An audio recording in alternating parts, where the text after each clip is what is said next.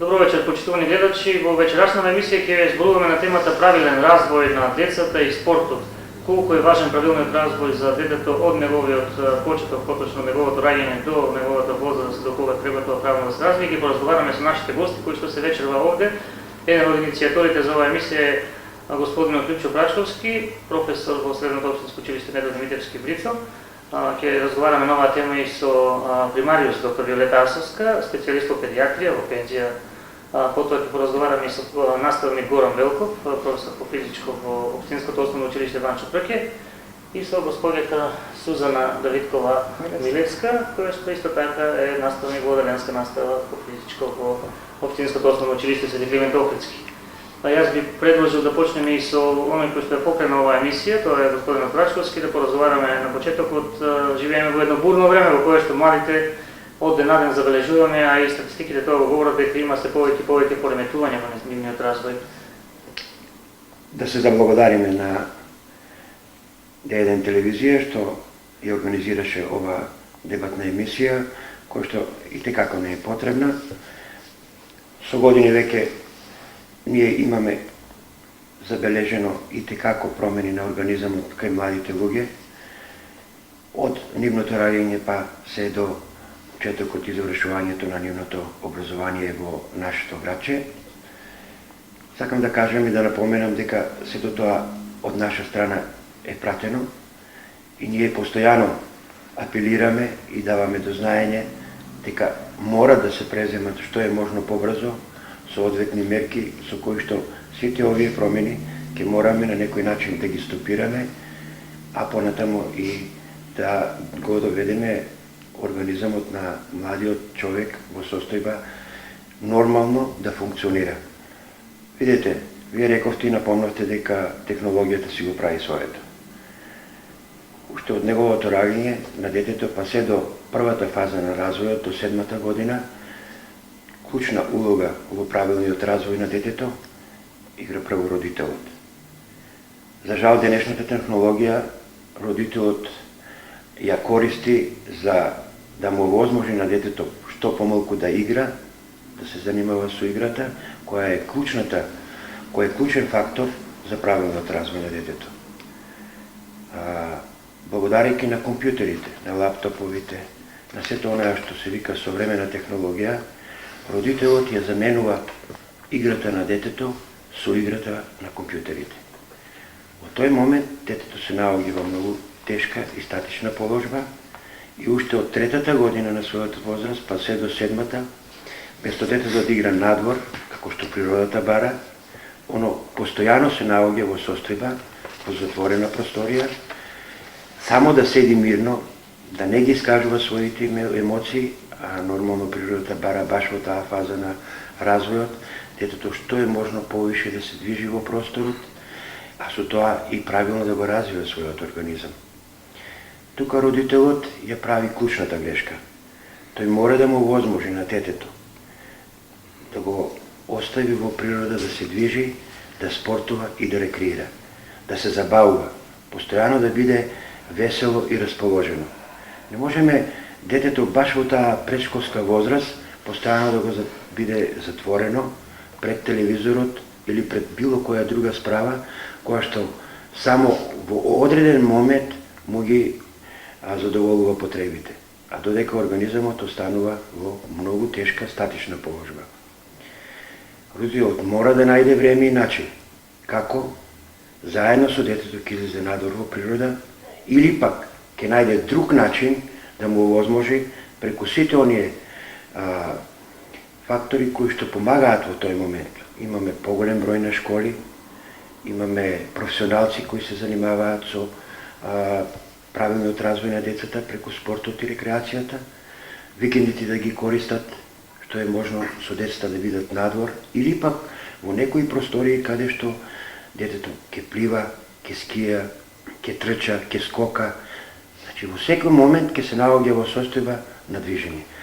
До мене е тука педијаторот многу добро знае колку тоа е битен фактор баш во првата фаза на развој на детето од неговото проводување па натаму. Токму така, тоа ваше истото сигурно е клучно во вашата долгогодишна историја во работата како педијатар, сигурно многу добро знаете од каде почнуваат тие промени. Јас како педијатар од 40 годишно искуство би почнала со тоа што би кажала прво основната карактеристика која што е на детето, тоа е дека основната карактеристика на детето и на детскиот организам е дека тоа постојано се расти и развива.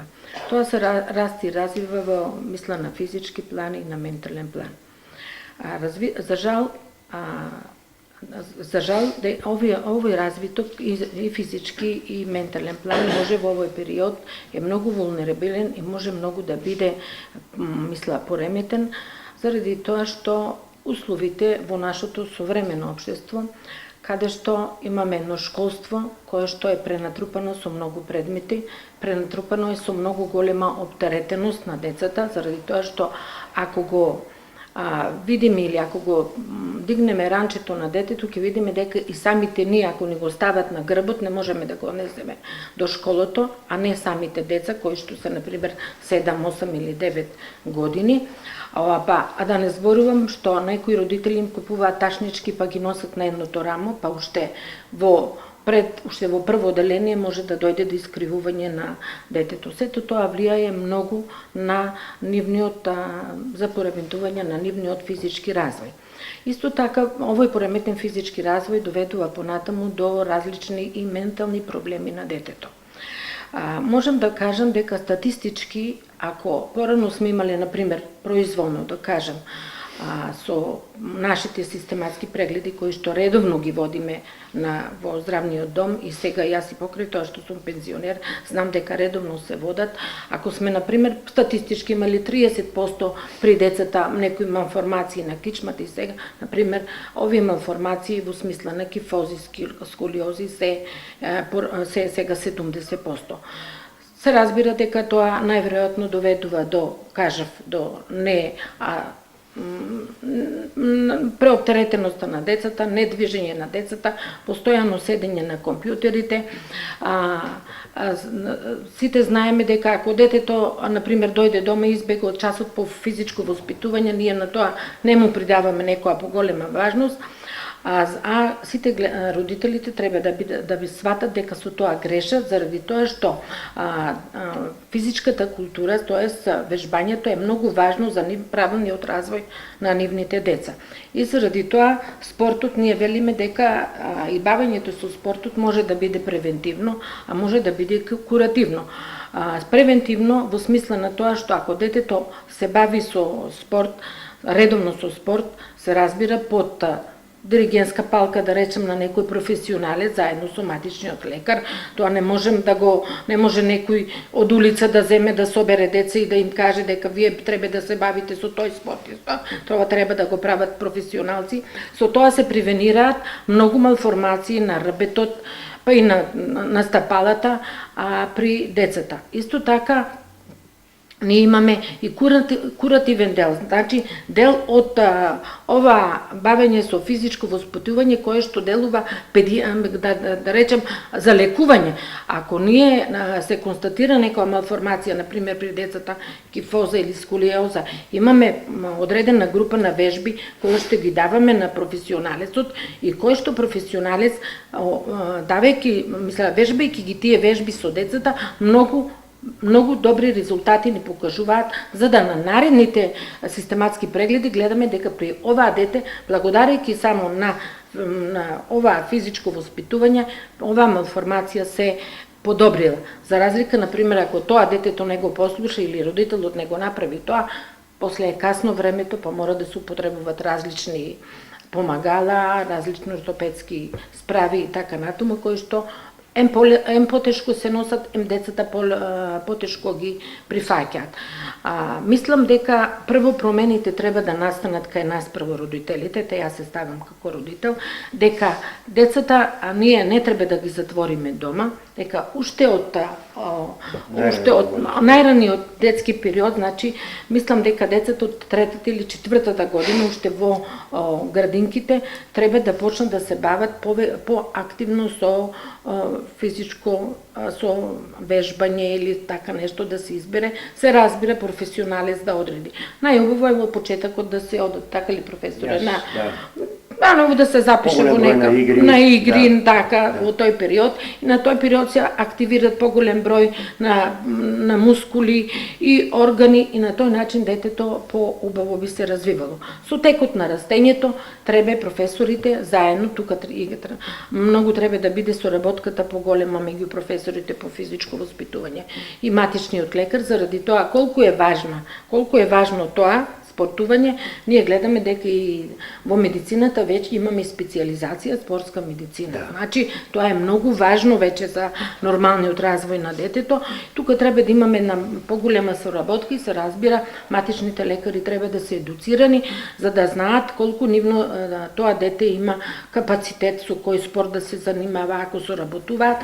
Мислам дека со тоа многу ќе се превенираат многу малформации кои што се стварно проблем и се еден голем хендикеп на детето кога ќе порасне. Заради тоа, верувајте дека јас во мојата пракса сум сретнала многу деца кои што стварно се разочарани од тоа што ето грбот им е искривен заради тоа што не може да се соблече, не може да иде на плажа, врсниците го прашаат нешто, а мислам дека со малку повечко труд се разбира на нас професионалците, лекарите, на професорите, сите заедно можеме тие проблеми да ги решиме. Така, спомнахме дека првиот пристап до спортот на децата е после 3-4 годишна возраст. И рече си да немаме некои професионалци кои што работат со децата во делошо на таа возраст, така да првиот контакт кој имаат децата е веќе во основните училишта. Па ние имаме игрорни групи кои што работат на тоа. Некои родители сега ги запишуваат децата, гледам ги водат, само колку тоа е масовно, не можам да ви дадам податок, гледам дека некои луѓе во сабота, например, кога ќе излезам, ги носат на во играрна група и така, тоа е многу, мисля, позитивно од страна на родителите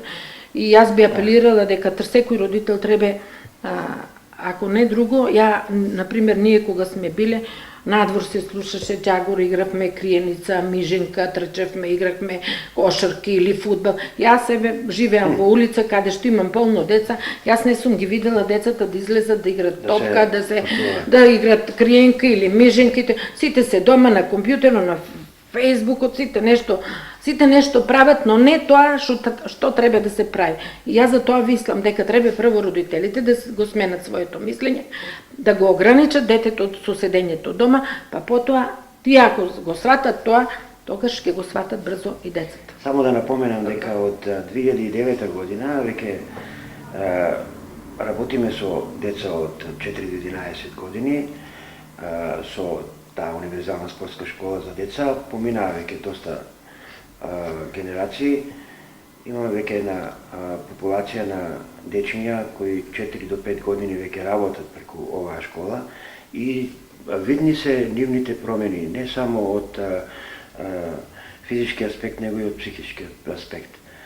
Да ви кажам искрено, за да ти почнеш да работиш со ваква мала популација на деца, треба големо искуство, еден долг временски период, затоа што детево кога ќе го земеш со него да работиш, не е само да му дадеш одредени задачи, он физички да ги обавува. Тоа дете треба да биде, да го доведеш во фаза на една дисциплина, ред, да знае да се однесува како на часот или за време на активностите, што треба да работи, вниманието да му биде конкретно упатено према одредено движење. Знаете, во таа возраст децава прават се, ама не се она како што треба, затоа што они се сваќаат игра. И да ви кажам искрено, ние постигнуваме доста големи резултати и од тој аспект. Децата ги доведуваме во состојба да научат што е дисциплина, што е хигиена, како треба телото да се однесува после завршувањето на тие активности и пред тоа, дека треба да се облече, да се пресоблече, да си ги измие рацете. Значи, сите оние постапки кои идат со самата спорт и со рекреација, му возможуваат на детето да ги осознае сите други работи кои што се дел од неговиот живот и кои понатаму цел живот ќе го пратат. Така да со пред овој временски период ние летно време имаме школа за пливање. Доаѓаат деца од 4 години и најбрзо научуваат да пливат, затоа што они све абсорбираат. Децата се сакаат да научат и тоа е едно огромно богатство кое ние не знаеме да го искористиме кај децата во позитивна смисла да ги упатиме. Докторката напомна тоа, тука ќе каже и сигурно мојот колега кој што директно се судира со проблемот што со децава после со кои спортови како треба да се занимаваат. Па баш тој клучен момент од 4-та година до 7-та година е период кога детето ќе мора сите спортови да ги осознае, кои што ќе му помогнат правилно да се развие. А ние како професионалци и докторите од спортска медицина и педиатрите во еден временски период преку големиот број на тестови кои ги обавуваме, веќе детето после 7-та, 8-та година ќе се знае дека он во 10-та и 11-та година ќе може да биде добар ракометар или ќе почне да се бави со ракомет, со кошарка, со одбојка. Голема грешка се прави што децата уште на 6-та година се упатуваат директно во спортови каде што се оптеретува или десната или левата страна, затоа што или сме ние десничари или левичари. Многу малку се луѓето кои што располагаат подеднакво и со десната и со левата страна. И се барат, еве докторката напомна. Децата во првата фаза од својот развој, кога почнуваат да се движат, да спортуваат, да рекреираат, таа прешколска возраст, треба најголем број да бидат физичките активности во игра, они сакаат да играт, сакаат да пливат, да трчат, да скокат, да се занимаваат со стопка, да поминуваат одредени препреки и сето тоа после со одреден временски период веќе ние ќе кажеме тие дети се статичари, тие се динамични, имаме статично-динамични активности на организмот и после тоа многу е полесно младиот човек кој е подготвен, веќе го патуваме во континуитет на активности. Да ви кажам искрено само и со тоа ќе завршам. Имаме деца уште на 3-та, 4-та година докторке кои што имат пореметување на работниот стол. Работниот стол, да. Ние благодарејќи на активностите кои што ги спроведуваме, деца, родителите се презадоволни, нивниот работен стол многу брзо се исправува, се коригира, мускулатурата доаѓа во правилна форма и затоа апелирам, и ја со колегата Велков ние се трудиме са еден проект да направиме, бидејќи он ми е еден од најдобрите соработници од таа сфера и он најдобро ја познава проблематиката на децата во браншата, бидејќи се и како наставник, како професор и како стручнак во одредени области со кои што се занимава од спортот, да направиме една програма за да ги вклучиме што е помасивно сите деца од 4-та до 7-та година предшколската возраст да се вклучат во тие активности. Нешто би додала, мислам би се надоврзала на професорот, се слагам дека треба сите да ги уште од мала возраст треба да се ангажираат децата, но мислам дека не треба да го заборавиме периодот на адолесценцијата, тоест пубертетот. Ние знаеме дека во развитокот на детето имаме повеќе фази, тоа е прво, например, новороденче, па мало дете, па предшколско дете, школско дете, па имаме адолесценција, тоест пубертет, во кој што пубертет настануваат најголеми промени во смисол кај на детето, тоа се претворува од дете во возрастен човек. Во тој период е највулнерабилен, најлош, да речам најлош период за детето, па и за самите родители. Тие си го почувствувале тоа на своја кожа. И мисля дека и треба некако и тука професорите да можат да го забратат вниманието на заради тоа што кај тие деца имаме вишок енергија, виша сила, нивното его доаѓа до израз и сите тие работи треба да најдеме начин некако да се амортизираат. А мисля дека тоа најубаво ќе го направиме ако ги ангажираме со спортот.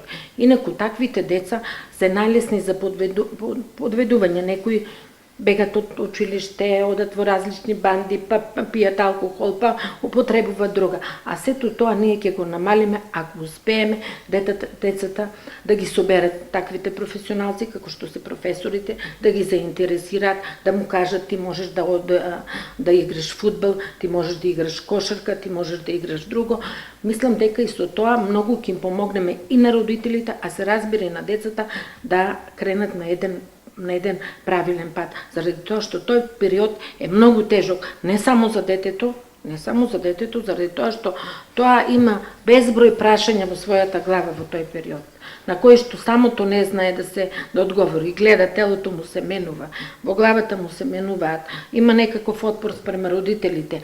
Друго е кога ќе има некој друг да го води во тој период, тој ќе биде малку поотворен спрема професорот, времето што го има повеќе ќе може да го повеќе тука. Така, ги земеме тие школи кои што постојат, несомнено има професионалци кои се работат со деца. Работа имаме сигурно, да. Сепак првиот посериозен контакт во училиштата, во образованието се пред децата после градинката. Тоа е област каде што вие се сеќавате со неа. Како тука вие најдувате на со неправилности кои сигурно се јавуваат и кои се најчестите вежби кои во тој период децата мора да ги прават за да правилно се развијат? Да. Децата со самото зачекорување во училиштите клупи, од прво одделение до пето одделение, додека се децата кај нас во одделенска настава, со самиот почеток се наидуваат на поголеми тешкоти и промени. Во однос на нивниот психофизички развој, со тоа што почнуваат да ги носат нивните ранци, кои што се полни со книги, кои што се оптеретени со поголем број на часови, бидејќи знаеме, свесни сме дека во училиштата веќе имаат и малите првоодделенчиња и второодделенчиња, најмалите деца од најмалата возраст по 5-6 часови во текот на еден ден, што е тоа повеќе за таа возраст. И со самото тоа што ранецот го носат на грб или на една рака, доаѓа до одредени тешкоти и нормално во тој развој може да дојде до сериозни деформитети на нивното тело, на нивната кичма и така натаму. Во одделенска настава часовите по физичко и здравствено образование се застапени со 3 часа неделно, што сметам дека се доволни, можеби, така е програмата, меѓутоа ние како одделенски наставници сме остручени методички да ги подготвиме децата и да ги работиме часовите. Меѓутоа колку правилно ги работиме, тоа е сега веќе знак на дискусија и на прашање. Сепак ние не сме професионалци, професори, наставници со физкултурно искуство, така да кажам. И ние часовите ги држиме така како што ги држиме, меѓутоа најдобро би било во тој период сепак професионалци да работат на тие часови со тие деца. Токму заради тоа што тој период на децата е најосетливиот период кога децата всушност почнуваат да се развиваат. Од друга страна, како што напомна и професорот и докторката, свесни сме дека децата во денешно време многу малку се занимаваат со спорт и со рекреација, додека се на часови по 6 часа преку ден отидат дома, додека го напишат домашните задачи ги завршат и веднаш седнуваат пред телевизор или на компјутери, кој што спомна докторката, многу одамна не сум слушнала на улица детски джагор да трчаат, да играат и да едноставно да ги бодат ушите затоа што викаат. Меѓутоа тоа е нешто што недостасува во нашиот град, претпоставувам и на други места, каде што децата се кога и слободното време не се на улица и не играат детски игри, туку се затворени дома пред компјутерите. Од друга страна, тука се родителите кои што се први во воспитувањето и на своите деца, кои што треба да поведат ред околу тоа колку време децата поминуваат на компјутери и колку време децата седат пред телевизорите. Сепак, без разлика дали е ладно или топло, сепак децата треба да бидат надвор на улица, да трчаат, да играат, затоа што за нивната возраст тоа е најдоброто. Во продолжение може да видиме некои од децата со кои што веќе го имаме снимено дел од вашиот час, кажа колку повеќе дека час се пред компјутер. Да, меѓутоа факт е дека е тоа повеќе. Кои вежби се најклучни во тој период? Видете сега, ние најчесто ги работиме оние вежби за загревање, каде што ги употребуваме да се ги раздвижат рацете, нозете, грбот, оние наједноставните вежби. Сепак не можеме да придеме професионално кон некои гимнастички вежби, кои што се карактеристични, токму заради тоа што имаме страф од повредување. Ние не сме толку, не знаеме како да го придржиме, како да го фатиме од некоја покомплицирана вежба, да го качиме детето на некоја справа, сепак тука не се чувствуваме сигурни за да можеме тоа да го правиме. И секој пат го правиме она кое што сме сигурни, каде што знаеме дека не може да дојде до повредување на децата. Сепак ние сме одговорни за тие деца додека се тие со нас. И не сакаме да дозволиме нешто несакано да се случи. Јас сум Андреја Димитровска. Јас најмногу ги сакам стомачните вежби. Јас сум Никола Мулачки и јас ги сакам највеќе стомачните вежби. Јас сум Мартин Стименовски и највеќе ги сакам. Јас немам умелни вежби. Бење на компјутер би дозволуваа да седам само 1 час, а поубаво ми е кога сум овде на физичко. Ова се ученици во трето одделение, 9-годишно основно образование. Со физичко и здравствено образование часовите се застапени 3 пати неделно, значи 3 часа седмично имаат. Мислам дека се сосема доволно за раздвижување од секојдневните часови кои што ги имаат, распоредени се преку еден ден, понеделник, среда и петок, така да мислам дека во моментот часовите по физичко задоволуваат. Најчесто им се допаѓаат оние вежби со играње со топка кога претежно оние екипните вежби со топка, вежбите за раздвижување доста добро ги совладуваат и ги вежбаат и нормално оние детскиве игри кои што и народна топка, претежно игрите со топка. Веќе во нивниот подоцнежен развој, тука е вашиот дел од работата, сигурно дека таму има такви вежби, меѓутоа колку децата ете во таа возраст вие забележувате? Најпрво би сакал да поздравам ова иницијатива на професор Прашковски, мислам дека се јавува како неминовна потреба, бидејќи овој современ начин на живот кај децата им овозможува, значи, што повеќе да седат, што повеќе да користат некои помагала, а што помалку да го користат движењето. Ние знаеме дека движењето го создала човекот, знаеме дека децата што од најрана возраст како неминовна потреба се јавуваат спортската активност и вежбите. И сега можам да кажам дека ние како спортски педагози и спортски работници од областа на физичката култура сме едни како најзадолжени за правилниот развој на децата. Значи во годините 11-12 години ние ги презиваме децата од одделенска настава и овде се среќаваме со еден круцијален проблем. Значи кај децата се јавува едно како доаѓаат кај нов предмет. Значи ние физичко почнуваме да предаваме, тие до 5 одделение нивните активности се ограничени во училница или се ограничени значи на мал простор, нивната слобода не е доволно изразена. Исто така малиот број на спортски клубови, малиот број на активности децата кои ги изведуваат, додиме до судир со секојдневието. Значи секојдневието меѓу нас кај нас кога влезат во сала и надворешниот свет. Мислам дека физичката активност во тој временски период е како еден круцијален фактор за нивен подоцнежен развој, правилен и исто така кои ќе се среќуваат во текот на подоцнежниот живот.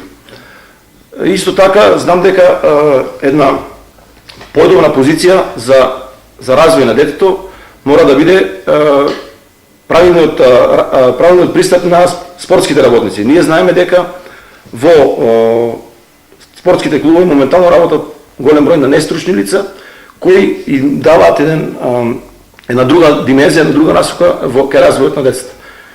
И мислам дека тука треба да се учинат некои мерки, да се учинат некои веќе имаме во Федерацијата на училиште спорт, имаме во Агенцијата за млади спорт веќе имаме некои насоки дека треба сите, ако не да завршат факултет за физичка култура, да се устручуваат на некои семинари за работа со тие категории на деца.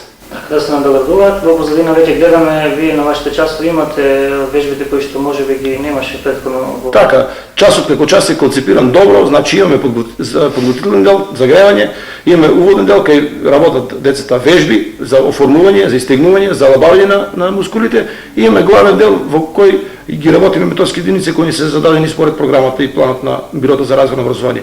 И на крајот имаме завршен дел во кој дел децата се опуштаат, се лабавуваат, малку дискусија со наставникот за темата која е работена. Мислам дека е добро концепиран. Минутажата за вежбите на секој час е отприлика околу 12 минути, од 10 до 12 минути. Мислам дека тоа сосема доволно ако се работи правилно. Ние за секој дете имаме спортски картон, во кој спортски картон ги внесуваме тие антропометриски промени кај детето, физичките способности ги вериме, тоа е брзината, еластичноста, гибкоста, издржливоста кај децата. И исто така имаме графа, во која графа, значи запишуваме како детето напредува физички, во физичкиот развој, значи телесно држање како му е. И тоа значи имаме у 3 мерења така во текот на годината, тоа е во јуни, во јануар и во септември, во јануар и во јуни. Сакам да кажам дека систематскиот преглед кој се прави еднаш годишно, дури мислам дека е 2 пати Еднаш годишно. Еднаш годишно, значи не е доволен како показател, бидејќи за една година кај децата настануваат голем број на структурални промени и ние како професори треба да ги следиме и во соработка со медицинските лица да реагираме. Мислам дека ако се направи тој сооднос, таа корелација, како сега што сме овде, значи од најмала возраст па до најголема возраст, и ако ги следиме тој развој на децата на физички и на психички план, сигурно ќе дојдеме до подобри резултати. Професоре, вашите напори се големи, една емисија насловена во здраво тело, здрав дух е токму ваш производ, низ кој гледачите во повеќе наврати на нашата телевизија може да видат како течат вежбите во делот кога децата доаѓаат во гимназија. Што тука може да кажеме? Може би тогаш е веќе доцна да се реагира за правилниот развој, меѓутоа мора и таму да се обрати внимание на учениците. Па ја мислам дека ова е почетна емисија и би сакал да продолжиме со поголем број на серија на емисии баш од аспектот за правилен развој на детето, во кој ќе ги исклучиме и сите други кои што директно влијаат на правилниот развој на детето, како што напомна колегата и докторката, тука се матичните лекари, тука се луѓето кои што се бават со спорт и тренираат во одредени клубови како тренери. Имаме доста игрорни друштва кои што исто така директно се вклучени во правилниот развој на детето. Сакаме да направиме еден преглед и од нивна страна, да видиме што они мислат за таа фаза на правилниот развој на децата преку спортот. И како што напомнавте вие, ова да не остане сега само оваа емисија, него да продолжиме со понатамошните активности. Со тоа ќе дадеме до знаење и на родителите, и на средината, и на сите нас заеднички, сите ние помасовно да се вклучиме во тој процес. Колегата кажа, да, имаме ние луѓе кои што не се од нашата бранша, а се бават со спорт. Тоа е благодареки на нас самите, ние имаме голем број на наши наставници и професори, кои што не се во работен однос, но можат преку различни други активности, преку отварање на школи, да се активираат и да дадат свој допринос. Апелирам до колегите кои што се во средното образование, кои што се во осмолетките, исто така активно да се вклучат, да самите дават своји идеи како понатаму со децата треба да се работи. Сепак тоа е еден сложен процес во кој што сите ние учествуваме. И ја ако сум професор по спорт, не значи дека ја треба да се базирам само на браншата во која што сум, него треба да офаќам голема популација на деца. Мојот колега, за да децата ги научи да играат ракомет или било кој друг спорт, он ја фаќа популацијата од до 8-10 година па се до 18 година. Тоа е голем размак на деца. Тука се, како докторка што кажа, големи промени на организам. И ние се судираме и како со проблеми кои што самите не можеме да ги решиме. И затоа тука треба сите да помогнат. Во исто време, кога ќе дојдат во гимназија, во средно образование, рековме, деформитетите, ако не се приметат до 15-та година и до тој временски период, ако не се санираат тие деформитети, понатаму многу потешко може тој процес со мора со ортопедски помага, да. Ние тука се судираме, они веќе се развиваат, они стануваат девојчиња, влегуваат во последната фаза на пубертетот, они сакат да го исправат телото, да се покажат колку се вредни, колку веќе вредат во општеството. Да не зборувам кога ќе дојдат 3 и 4 година. Верувајте, часот по спорт и спортски активности веќе не е тој што бил некогаш. Ние имавме понапред пред 20-30 години часови каде што масовно децата вежбаа гимнастика, одеа на кросеви, спортуваа, учествуваа масовно во спортот. Денеска тоа е многу ретко. Многу ретко. И зачудувачки уште потешко станува. Дисциплината се спушта на најнизок степен. Со тоа доведуваме во прашање и активноста на часот по спорт и спортски активности, затоа што на часот мора да биде еден степен на дисциплина, оти може да се случат и многу други лоши активности. Не дај Боже некој да удри топката јако, па ќе удри другото девојче или момче. Значи, факторот дисциплина, однос, почитување, респект према онаа што го работат, е исто така доведено во прашање. И затоа ја велам, тука треба да се вклучат сите. И сите ние да даваме свој допринос, ако сакаме да имаме здрава, млада и добра популација. Така, доктор, кога најмногу да се, кон која популација ќе апелирате? Дали најмногу кон родителите? Или сето тоа треба да биде координирано за да... Јас мислам дека сето тоа би требало да биде координирано, се разбира, меѓу лекарот, професионалецот кој што се бави со физичко воспитување на децата, се разбира, треба да имат овие луѓе кои што се бават со тоа, треба да ги имат и сите услови во таму каде што работат, во школата треба да имат стала соодветна затоплена за детето кога ќе се соблече или кога ќе игра, треба да биде да се чувствува добро. А исто така во тоа треба да бидат убедени родителите заради тоа што мислам дека сите промени настануваат прво од фамилијата, па потоа од општеството и покрај тоа што ние сме навикнати сите другите да се криви, само ние да не бидеме криви. Јас сега не работам, но кога бев кога работев како педијатар, ми се случувало полно пати некој родител да дојде и да ми побара, вика докторко да ми дадеш вика оправдание, еден месец детето да не вежба, вика на часовите по физичко воспитување. Јас ќе го прашам зошто, викам, па дете, баш за детето твое треба да вежба. Па вика така нека си одмори малкучка, вика не е такво. Мислам дека сите заедно ние, значи мислам матичните лекари, едноставно целото општество треба да се загрижиме каде ни оди оваа наша млада популација и на секој можен начин да им помогнеме на децата да си го најдат својот прав пат. Еден од тие патишта е тоа што ќе ги ангажираме со бавење повеќе на спортот, за да ги оттргнеме од некои пороци кои што ние мислиме дека се далеку од нас, а фактички не е така. Тие се многу близко. Која ќе биде вашата порака? Јас би сакала само малку да се надобразам на тоа за децата што додека се во периодот додека се кај нас. Бидејќи ние, одделенските наставници, сме преоптеретени и со други предмети. Значи физичко е само еден предмет од сите останати предмети. Многу пати така во необавезен разговор со колегите сме приметиле дека на часовите по физичко, бидејќи ние кога излеземе надвор, излеземе по 2-3 одделенија, поготово кога е убаво времето, кога сме во сала сме ограничени со 1 до 2 одделенија. Меѓутоа можеме ние, така да кажам лаички, да приметиме дека меѓу нашите деца кои што се од 7 години па нагоре, може да забележиме некои таленти во спортот, на нешто, еве, дали трча убаво, дали може да скока на она што ние. Меѓутоа, ние не сме тие стручни кои што ќе можеме со одредени дополнителна работа да го потикнеме напред детето да се определи да биде добар атлетичар, например. И затоа мислам дека овие часови по физичко и здравствено образование што се во основното образование, поготово веќе од 6 одделение до 9 веќе си се наставниците стручени за тоа.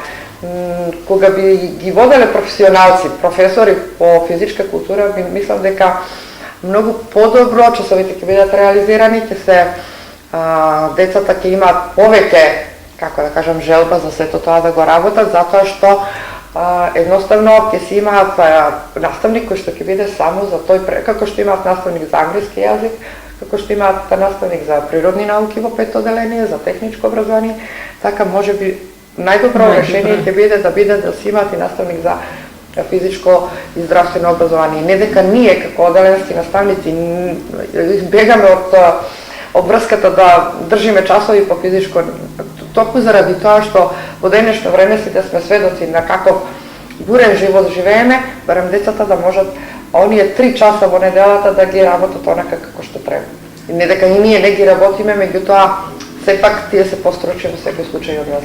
Така спомнавме атлетика, многу пати во нашите информативни емисии информиравме за успеси на Финското основно училиште Ванчо Бреќи во атлетиката, во рекометот. Значи тоа е период кога вие ги забележувате поединците кои што правилно ги насочуваат родителите, лекарите и има успех. Значи тоа е знак дека Треба да се работи со. Така, значи јас би дал еден апел до родителите да ги поддржуваат своите деца во нивните спортски активности, значи тие се на вистинскиот пат. Мислам дека още од најрана возраст треба да се специализираат за одредени спортови, бидејќи секој спорт си има одредени тежини, одредени специфики со кои самото дете се среќава. Сакам да кажам дека секоја годишна возраст имаме спортски активности, имаме спортови с кои може да се бават и тие се секогаш во добра конотација.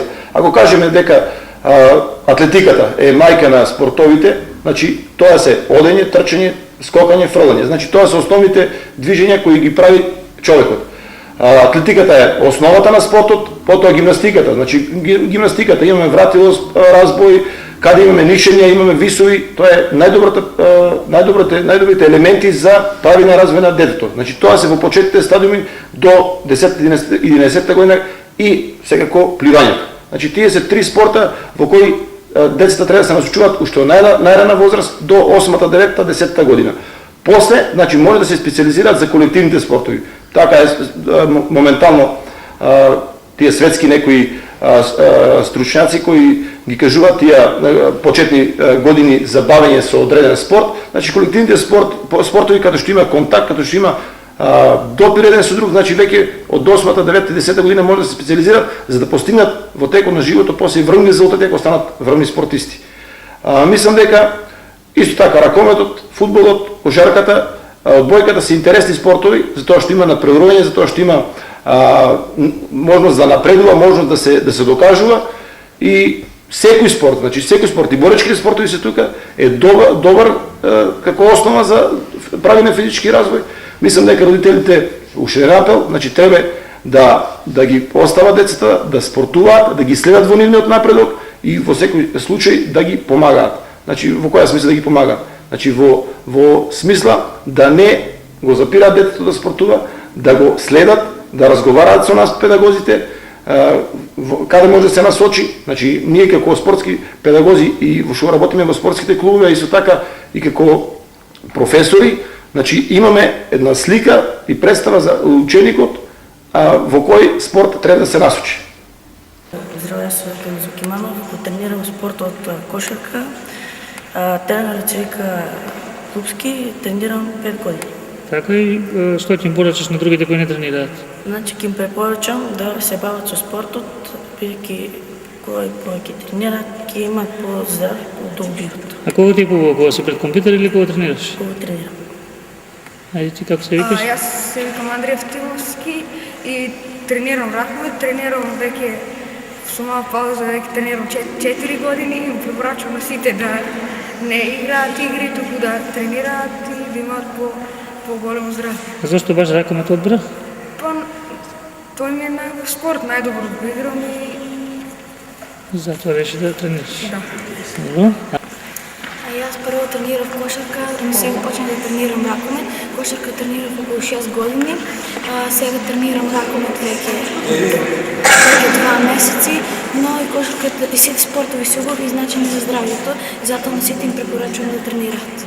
Тренирам во спортот ракомет, тренирам веќе 4 години и Ќе им препорачам на сите?